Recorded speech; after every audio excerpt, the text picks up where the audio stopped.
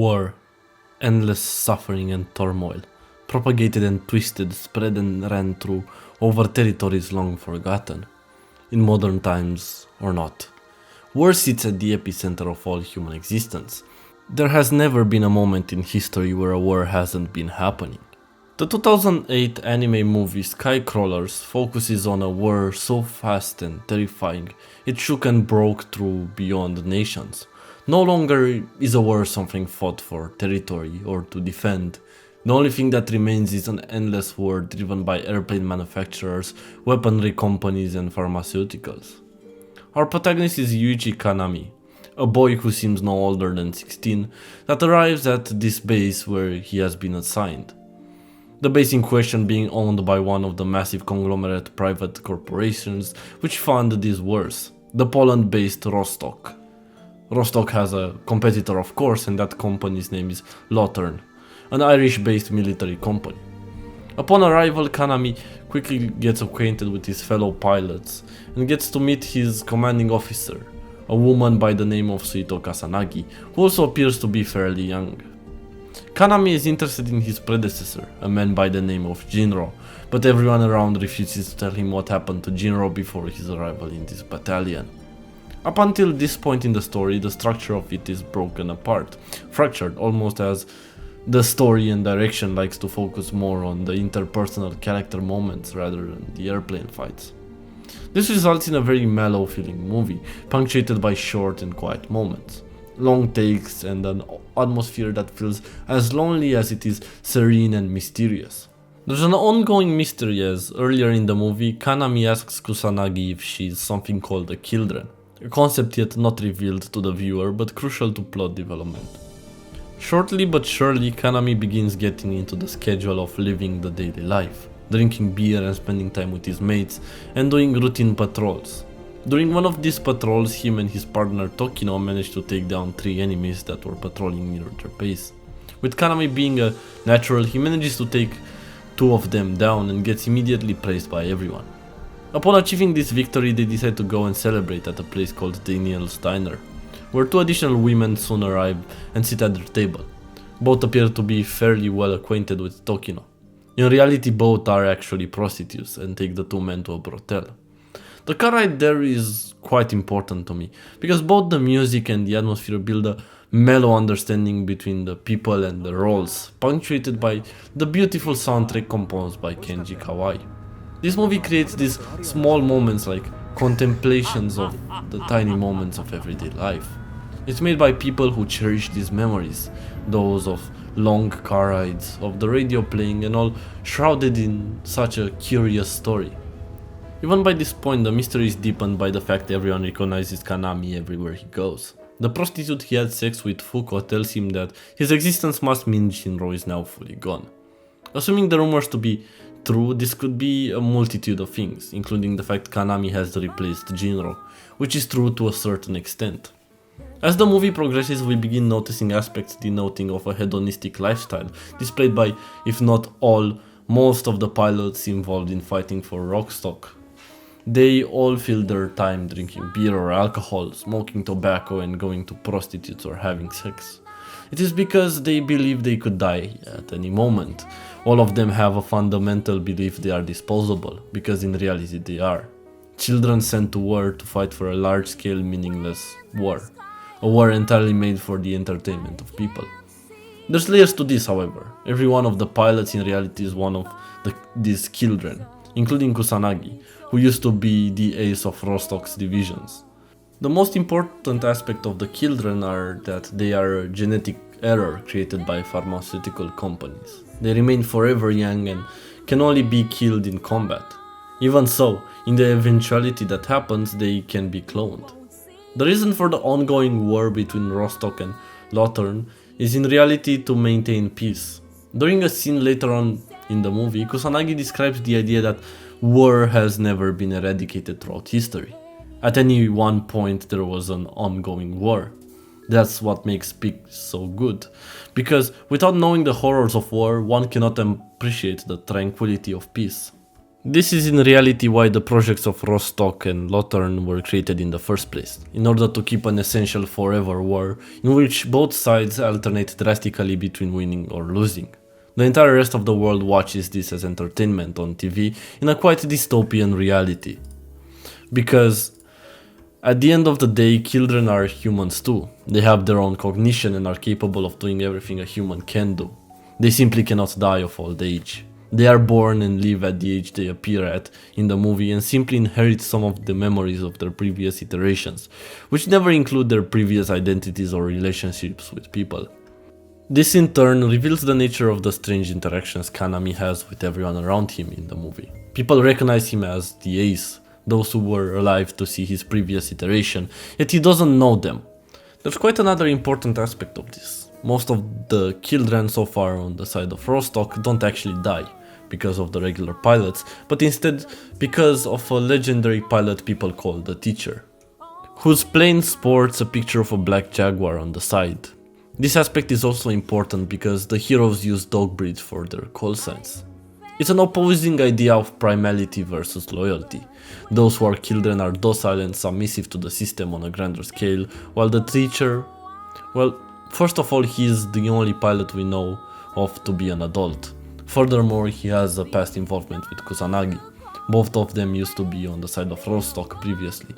The Teacher fell in love with Kusanagi and they had a child together, which is introduced earlier in the story as her sister. In reality, Kusanagi hides that from everyone. She's unable to grow her own child properly, and even in the state where she isn't being used as cannon fodder anymore, her existence is miserable. The movie also possesses the idea that a child having a child is immoral and despicable, but she cannot grow outside it. Kusanagi is someone stuck in a moment in time and can never become someone greater, something older. Her child will eventually outpace her and die before she even ages 1 second. She's stuck watching a war forever unfold where the people closest to her die over and over again, only to reappear as clones with all of their memories having been wiped out. Over the course of the movie, she gets attached to Kanami, since he's a clone of the Teacher, and previously Kusanagi had a relationship with Kanami's predecessor, Jinro, with whom she made a suicide pact, where she would kill him then, and when he came back and learned about his existence, he would do the same for her, in order to rid both of them of their suffering.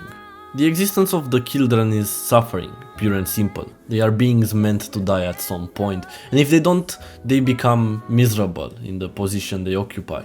In reality, they are only good for war. Placed in other industries, they would fail simply because they are eternal. Time would outpace them. Maybe humanity as such believes it's doing them a service by making them have to die at one point. But what happens to those who survive, who climb the ranks? What do they do with their existence, knowing nobody cares if they die? The only reason Kusanagi gets to suffer in the first place is because she was the Teacher's lover. Because of her connection with him, and because of her high skill, every time the Teacher would spot her in combat, instead of killing her, he would just damage the ship enough to simply down it, minimally damaging it and keeping her untouched. This is the reason she's the commanding officer, because there's no one in her position who could go up forever in the sky and stay alive. That's why she questions and hates her existence. Her lovers, both the Teacher and Jinro, are the same person. If you haven't noticed by now, Mamoru Zoshi's involvement is felt all throughout the work. It's an entire deviation away from the source material, the book having quite a lot of different aspects which in my opinion are portrayed a bit better in the movie. I also think and would like to mention that the original English translation was done by the author of the books himself and boasts a quite rough translation, so I don't think reading this should necessarily be indicative of the source material in Japanese. It's a bit absurd boasting phrases like "who is myself" and the topic is all wrong. Either way, we're getting off topic. The additions to the source material feel self-referential to Oshi's previous works. In some cases, like the music box that the commander has, similar to the one seen in Ghost in the Shell Innocence, and certain characterizations, to be more exact, certain behaviors and questionings of the inner workings of the world Kanami and Kusanagi have, being similar to the Major and Bato of Oshi's own movie. As I was saying earlier, Kusanagi questions her existence constantly and she's not the only one. The existential aspect is indeed tackled in a conversation Kanami has with the ace pilot from a separate base, where she cries, lamenting not being able to remember anything but a few memories from her childhood. The cyclical nature of her life just seems to blend as she struggles to remember something significant for her and eventually breaks down crying. 思うんだ。思い出せない。思い出せない。考えても考えても子供の時のことが決まったシーン以外何も思い出せないの。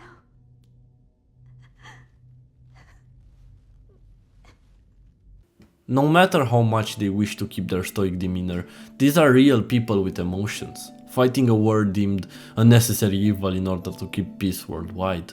Fighting an anachronistic war, one that disregards time using planes from the 40s and 50s, while the world around them has advanced long past flat screens and genetic enhancements.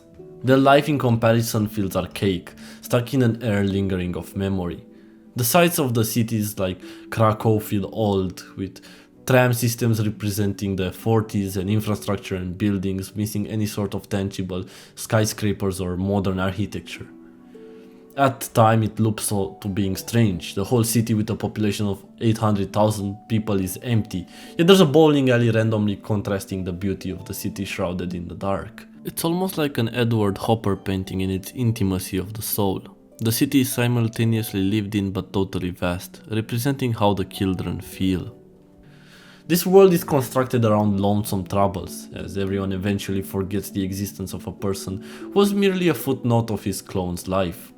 The concept of a daughter dying before her mother, it's so incredibly saddening to me that it makes Kanami's choice near the ending even more powerful. While they're both in Krakow, they get into the car and while making out, a drunk Kusanagi begs Kanami to kill her, saying nothing will change unless she dies, or he does. They have a moment of their own, making out passionately while she holds the gun, almost clenching to her destiny. Although he realizes he is indeed Jinro, Kanami decides not to go through with the request to kill her. Instead, he fires a shot just close enough to miss on her right, essentially giving her a reality check. He then drops the gun to the ground and hugs her. Both of them feel like their lives have meaning, like they need to live. Their stoic demeanor breaks as both cry.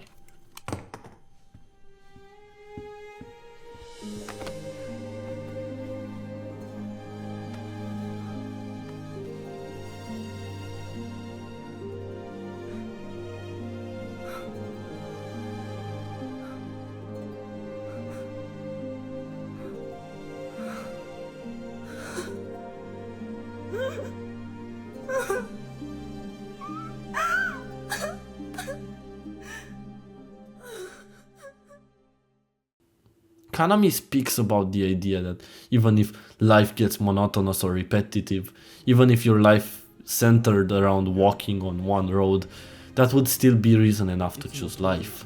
No matter how meaningless his existence may seem, he knows his role is to upkeep peace. He knows he will die and yet he chooses to live. それだけのことだからいけないのか。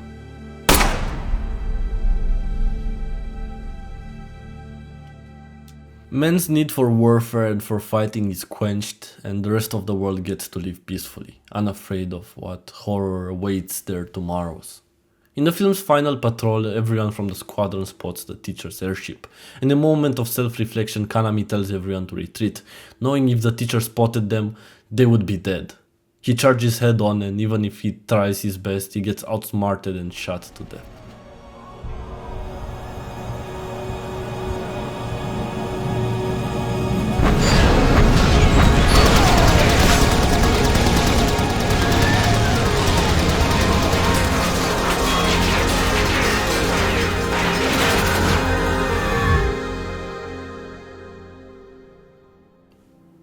Everyone at the base awaits motionless, almost like time has frozen. But as more and more passes, eventually the personnel quietly accepts his loss.